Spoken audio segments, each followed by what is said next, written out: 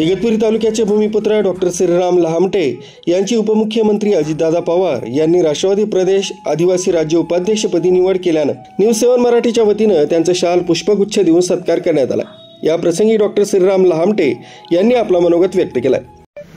मी doctor Shriram Kondaji Lahamate आज मला राज्याचे उपमुख्यमंत्री माननीय नामदार अजितदादा पवार, माझे मार्गदर्शक, माझे आधारस्तंभ क्रीडा मंत्री माननीय कोकाटे साहेब, माननीय झिरवाळ साहेब, राज्याचे आदिवासी राज्यमंत्री माननीय लाडके आमदार माननीय खोसकर साहेब आणि राष्ट्रवादीचे पदाधिकारी माननीय उदयभाऊ जाधव, गौरवभाऊ गोडके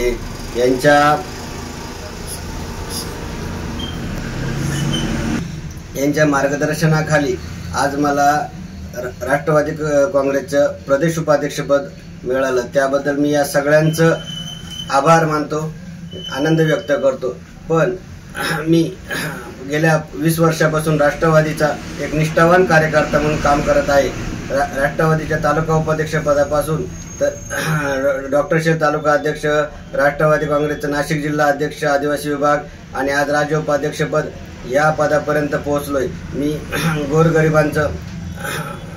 गोरगरिबांच्या काही अडचणी असतील, ग्रामीण भागातील लोकांच्या काही अडचणी असतील, त्या मी आतापर्यंत सोडवत आलोय। इथून पुढे पण असेच सोडवत राहणार आहे। कोणाच्याही आदिवासी बांधवांच्या असो, इतर समाजाच्या गोरगरीब बांधवांच्या कोणत्याही समस्या असो, मला कधीही निम्म्या रात्री कॉल केला तरी मी त्या सोडवण्याचा प्रयत्न करेन।